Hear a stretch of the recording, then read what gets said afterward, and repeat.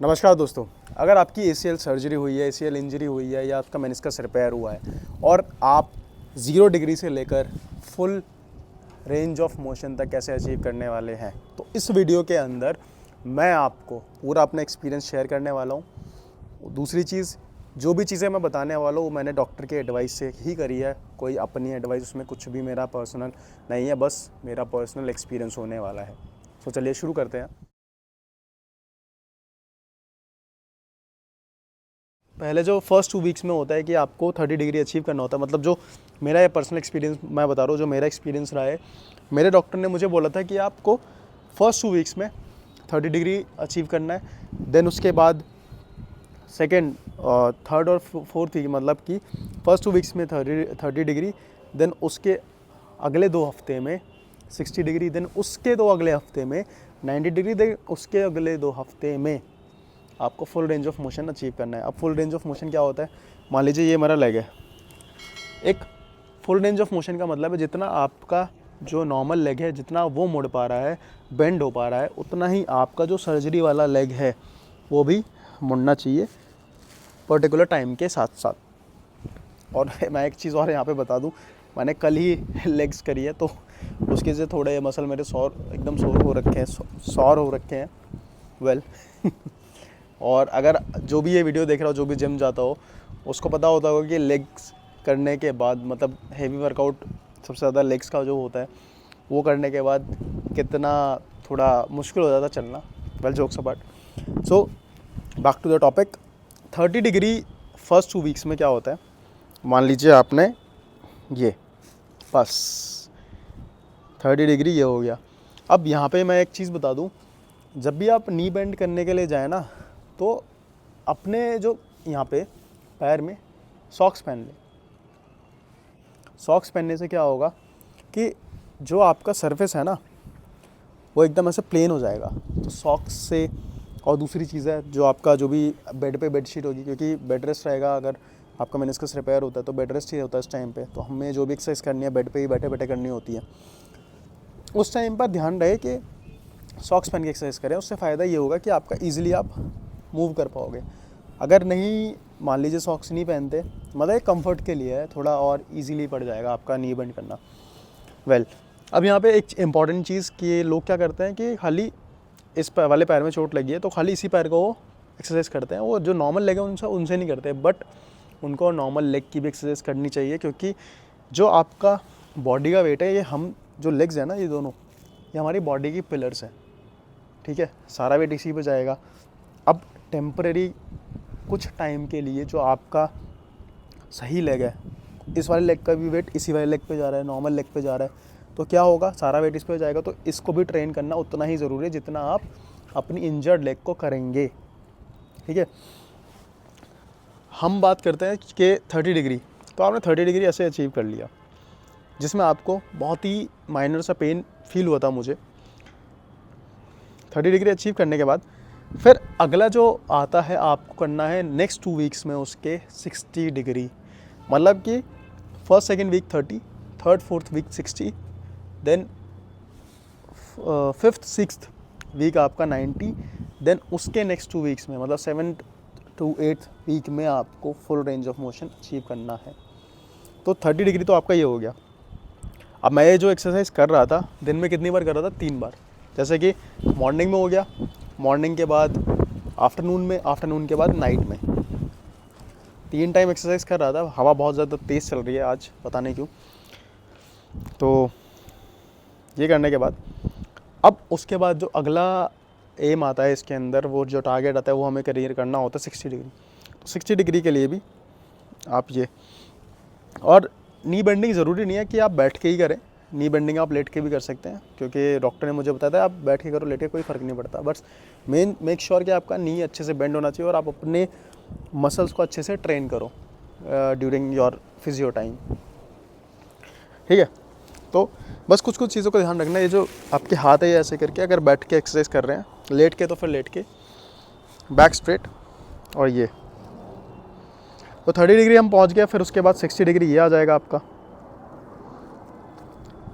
तो 30 से 60 जो पहुंचने वाला ना, अब 0 से 30 पहुंचने वाला ये नहीं है कि आपने एक ही दिन आते ये ले 30 डिग्री पहुँचे, नहीं, आपको धीरे धीरे करके ही मूव करना है। मान लीजिए ये हल्का सा ये, और मैं बता रहा हूँ अपने एक्सपीरियंस से कि उस टाइम पता क्या फीलिंग क्या होती है कि मैंने एक बहुत ही स्टिफ रस्सी होती है ना, रस्सी को दोनों उसमें मतलब जो लिगामेंट जैसा फील होगा जब आपका नया नया ACL रिकन्स्ट्रक्ट होगा, इस तरीके से फील होता है कि बहुत ही मोटी रस्सी को ये वाली जो दोनों बोन है हमारी, बहुत ही सिंपल लैंग्वेज में बताता हूँ कि थाई बोन और नी से नीचे वाली बोन, ठीक है, इन दोनों बोन को जैसे जकड़ लिया हो, ठीक है, बीच में जो लिगामेंट का काम क्या होता है, दोनों बोन को पकड़ के रखना, तो उसको आपको इतना स्मूथ बनाना है ना, बहुत ज़्यादा स्मूथ बनाना है।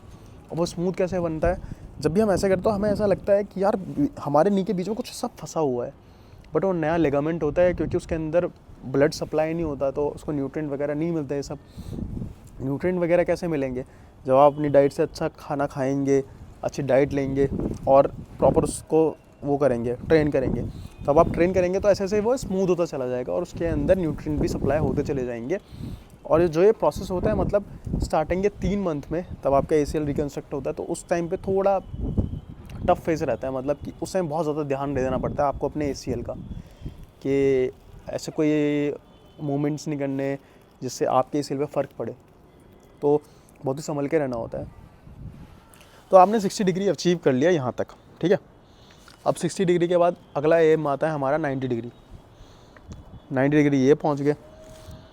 अब मतलब जो कमेंट्स आए थे, उन कमेंट्स में मुझे लोगों ने बताया कि हम 90 डिग्रीज तक तो अचीव कर पा रहे हैं, लेकिन 90 से आगे बढ़ने में हमें दिक्कत आ रही है, नहीं मुड़ पा रहा हमारा नी, और हम कितनी भी कोशिश कर ले। तो आई अंडरस्टैंड, क्योंकि मेरे साथ तो ये सब हुआ है, तो इसलिए इतने कॉन्फिडेंस के साथ मैं आपको चीज़ें बता पा रहा हूँ।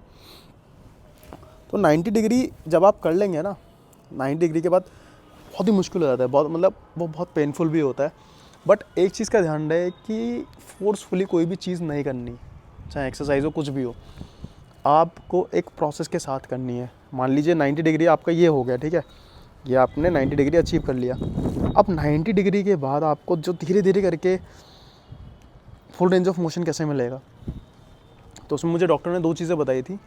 या तो आप क्या करो, टॉवल लो, टॉवल को आपने यहाँ पे लगाया, ठीक है, यहाँ लगाने के बाद ये हल्का हल्का ऐसे करके आप बहुत धीरे धीरे धीरे धीरे, मतलब एक दिन में तो आपको नहीं होगा। तो मैंने अपने लिए जो बेसिक अपना मतलब कैसे किया था, मैंने अपने लिए टारगेट सेट करे थे। तो यहाँ तक मेरा 90 था, तो मेरा एम था कि मुझे 3 दिन में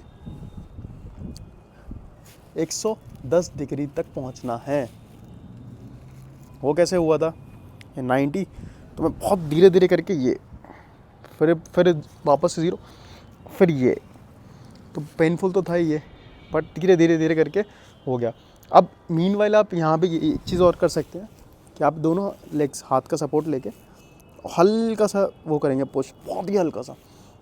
मेक श्योर आपका जो स्ट्रेंथ यहाँ से आनी चाहिए, हाथों से स्ट्रेंथ नहीं, हाथ तो बस आपका सपोर्ट के लिए, हल्का सा ये, फिर वापस ये।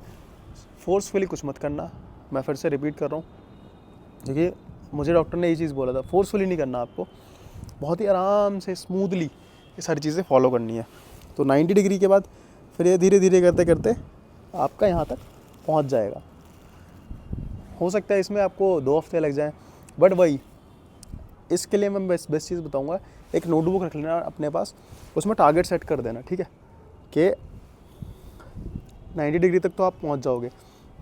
उसके बाद आपको कि भाई मुझे मान लीजिए संडे मंडे ट्यूसडे 3 दिन में मुझे अपना 10 डिग्री और बढ़ाना है, और धीरे धीरे करके आपको full range of motion achieve हो जाएगा ये। अब full range of motion check कैसे करेंगे, ये लेग और ये लेग दोनों आपस में बराबर होने चाहिए। अगर यहाँ पे पहुँच रहा है, यहाँ पे पहुँच रहा है, तो मतलब आपका अगला टारगेट ये होने वाला है कि ये जो नॉर्मल लेग है ना आपका, मान लीजिए आपका राइट लेग नॉर्मल है, ठीक है, तो आपको जो एम है वो ये भी नॉर्मली होना चाहिए। ये नी बेंडिंग तब तक आपको फुल अच्छे से अचीव नहीं होती, तब तक ये पेनफुल एक्सपीरियंस होने वाला है। जब आपका नी बेंडिंग अचीव हो जाएगा तो आपका ये पेनफुल एक्सपीरियंस भी धीरे धीरे कम हो जाएगा और एक टाइम पे आपको पता ही नहीं चलेगा कि आपकी सर्जरी भी हुई है। अब बहुत सारे लोग मेरे से मैं एक कॉमन क्वेश्चन की यार सर्जरी कराने के बाद सब कुछ सही तो रहेगा ना, मतलब कोई दिक्कत तो नहीं होगी। तो यार मेरा आंसर यहाँ पे सिंपल सा है, आप सर्जरी क्यों करा रहे हो? सर्जरी इसलिए करा रहे हो ना कि आपकी जो लाइफ है फिर से नॉर्मल हो पाए, इसीलिए सर्जरी करा रहे हो ना। तो आपको अपने ऊपर कॉन्फिडेंस दिखाना पड़ेगा, डॉक्टर के ऊपर कॉन्फिडेंस दिखाना पड़ेगा। और मैं जैसे बहुत सारे आपने Q&A वाला मेरा वीडियो देखा होगा, इसीलिए पूरी प्लेलिस्ट देखोगे ना आपके इतने सारे डाउट्स दूर हो जाएंगे, बहुत सारे डाउट्स, क्योंकि पूरा फुल टू स्क्रैच से मैंने अपना एक्सपीरियंस उसके अंदर शेयर किया हुआ है। और ये वीडियो बनाने का भी आइडिया कहाँ से आया? मुझे खुद से थोड़ा ना आया, आपकी वजह से आया। आपने मुझे यूट्यूब पे कमेंट किया कि यार इस वाले टॉपिक पे वीडियो बनाओ, इस वाले टॉपिक पे वीडियो बनाओ, नी बेंडिंग पे वीडियो बनाओ कि नी बेंड कैसे होगा, 0 डिग्री से फुल रेंज ऑफ मोशन कैसे जाएंगे। तो आपके सामने वीडियो आ गया, डॉक्टर की एक्सपर्टीज़, मेरा पर्सनल एक्सपीरियंस, दोनों मैंने मिक्स करके आपके सामने रख दिया। जैसे अब बहुत सारे लोग पूछते हैं कि जैसे आप इस तरीके से मैं बैठा हूँ तो सर्जरी के बाद हम ऐसे कब बैठ सकते हैं? तो आपका मतलब लगा लो 4 से 5 महीने, 5 महीने के आसपास। और बहुत से लोग बोलते हैं कि हम स्कूटी कब से चला सकते हैं, सारी चीज़ें कब से, स्कूटी हो गया, मतलब ये सारे टॉपिक्स मैंने ACL का Q&A वीडियो है जहाँ पे मैंने मतलब अराउंड 45 मिनट्स का वीडियो है। ड्यूरेशन आई नो बहुत ज़्यादा है, बट आपके बहुत सारा टाइम वो सेव कर देगा। क्योंकि जब आप एक प्रोसेस से गुजरते हैं ना, 9 मंथ्स का प्रोसेस होता है, उसमें आपके डेली कुछ ना कुछ डाउट्स आते रहेंगे। बट वो कहते हैं ना कि एक लाइन है कि सफ़र खूबसूरत है मंजिल से भी। तो जब आप उस मंजिल पे पहुंचते हो ना, आई नो जिस दिन आप पहुंच जाओगे, आप अच्छे से रनिंग कर पाओगे, तो उस दिन आपको बहुत ही ज़्यादा खुशी होने वाली है। मुझे, क्योंकि मैं अपना पर्सनल बता रहा हूँ, जब मैंने वापस वो बैट पकड़ा था ना वो अपना वॉकर छोड़ के, उसके मतलब सोचो 6, 7, 8 महीने बाद जब मैंने बैट पकड़ा तो मुझे इतनी खुशी हुई थी, क्योंकि वो इमोशंस आप बयान नहीं कर पाते, वो इतना अच्छा होता है वो वाला सीन। आप वापस रनिंग कर पाओगे तो कहोगे आप खुद से, आप खुद अपने आप को थैंक यू बोलोगे कि गिव अप ना करने के लिए। आई नो डिफ़िकल्ट होने वाला है, टफ़ होने वाला है, बट उससे ज़्यादा टफ़ आपका माइंडसेट होना चाहिए कि भाई मुझे बढ़ना है तो बढ़ना है at any cost, I don't care, but मुझे वहाँ पे पहुँचना ही पहुँचना उस लेवल पे, और उससे पहले मैं गिव अप नहीं करने वाला। जिम बेस्ड एक्सरसाइज कीजिए। जिम बेस्ड एक्सरसाइज करने से क्या होता है, आपकी जो मसल्स है ना वो स्ट्रांग हो जाती है। और अगर आप चाहते हो कि अगला वीडियो मैं बनाऊँ लेग एक्सटेंशन के ऊपर, लेग कर्ल वाली एक्सरसाइज पर, तो मुझे बता देना। कहाँ बताओगे आप? कमेंट पे कीजिए।